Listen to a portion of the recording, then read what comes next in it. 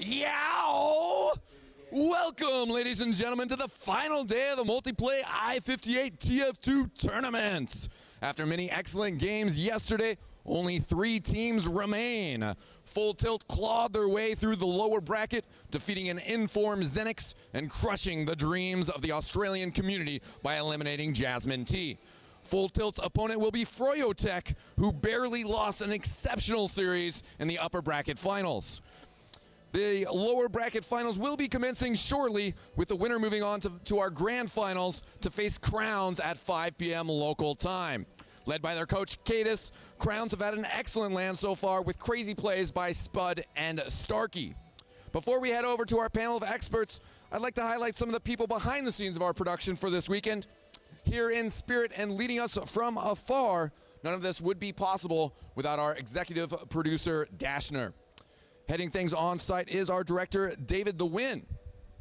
He's supported by our audio engineers, Kermit and Ash, our in-game cameramen, Onkaya, Suyo, and Sim. Our live cameras are being run by Bones, Ari, and Anders. And I'd also like to thank Wolf Machina from Essentials TF and Beta for their help with equipment.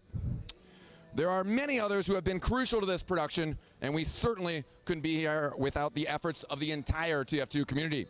This weekend has been filled with excitement, and it's not over yet.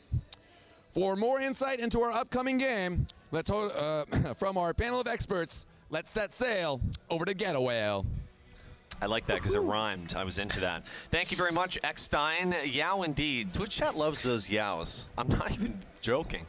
Welcome back to i58. You came back. I know it might be a little early for some of our NA people, but you knew and correctly identified that we have some of the best TF2 in quite a while happening here at the NEC in Birmingham.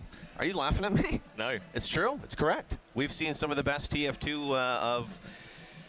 I don't know. I mean, it's been quite a while, hasn't it? It's been a thrill all the way through. We're almost there, but we've still got a big best of 3 and then a best of 5. Easy for me to say. Definitely some of the best TF2 at this event. War, do you think, are you flashing like funny words on the screen there? No, there's nothing on them. Maybe later. Well, there is banter. I bought my banter, so I've got my we have the lower bracket final between WARHURYEAH and Full Tilt. Are you fired up for that one? And tell me why in 35 words or less. I spoke to Kos last night and I've lost count. I spoke to Kos and Thalash last night when I was going through some VODs to analyze. We were sort of talking about their playstyle from yesterday, how they sort of turned it around against Jasmine T, specifically on the last map. How they were sort of like completely different to Snakewater, where they seemed very, very unsettled with the slower pace. So I was giving them some of my well-known WARHURYEAH gaming top tips. Okay, I've heard of those, yeah. From your website. Yep, it is. WARHURYEAH.gg. Thank you. Yeah.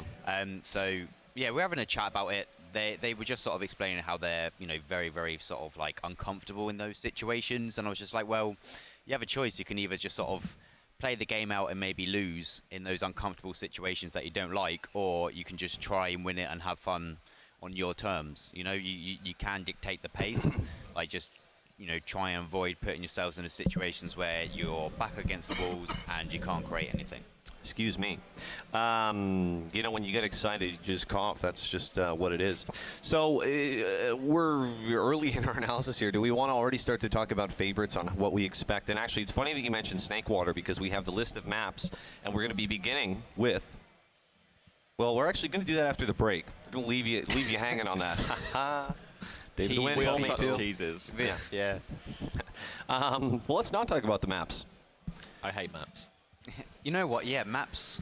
Who cares? Who cares about maps? Well, let's talk about something we touched on last night, was how Full Tilt began very rocky in the tournament and in the group stages. How they, you guys might not have seen the group stages, but listen, we didn't see them on stream a whole lot, but they had some difficulty and they ran into some walls a little bit. But yesterday then, when it counted, they picked it up and they sort of got it going. Are we expecting them to keep that momentum today? Because we know some of them were, people go out at night and whatnot. And Friday they were okay. They had a lot of draws, which I know they aren't happy with because, again, it's the frustrating play style that they don't enjoy. Yesterday they got completely pounded by Crowns, properly. So they wouldn't be happy with that. But for them to sort of like come back against Jasmine T and mentioning again on the Snake Water game where it was very, very stalematey, and to be able to bounce back and actually take the next map by storm and literally crushing all the Australian hopes and dreams, you know, that's the kind of thing that, like, you know, does need a little bit of character. They can get quite an emotional team. They can get a bit sad when things don't go their way, but they were able to sort of overcome that, and they need to do that and make sure that they have that attitude going in today. So is it important, CX, that they get off to a good start then today? I think so. I think we saw it took them a long while to get going yesterday, where they don't have that same luxury today. They, you know, it's you lose one, you're out. Do or die, yeah. Yeah, so it's going to be important they do start strong, but I think we saw yesterday how they can lose games. Like when we lost the Snake Water map, they still came back with a great performance in Gully Wash, and I think it's kind of all in their hands. We know what we're going to get from WARHURYEAH, but it's which full tilt turns up today. We know what we're going to get from WARHURYEAH? Really? Yeah, I think they've been consistent throughout. Yeah. I was speaking to Kos and Thalash yesterday, giving them name dropping. again. Sorry, I was speaking to unknown full tilt members yesterday. Unknown quantities. About possible maps that you can ban out against WARHURYEAH. And from watching them play, they do like and prefer open maps. I've been noticing that Paddy's kind of like a non-factor on maps like Granary and Gully Wash, because there isn't really that much freedom of movement.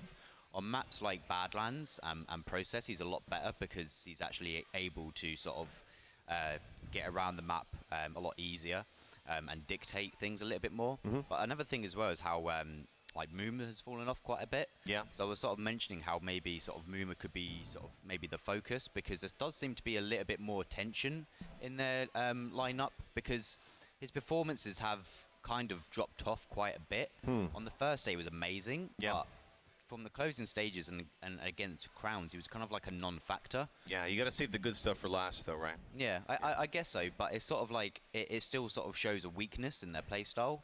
And to me, if Muben's not really performing, then it kind of seems to have like a ripple effect. People do get frustrated when, you know, a strong player isn't performing up to standard.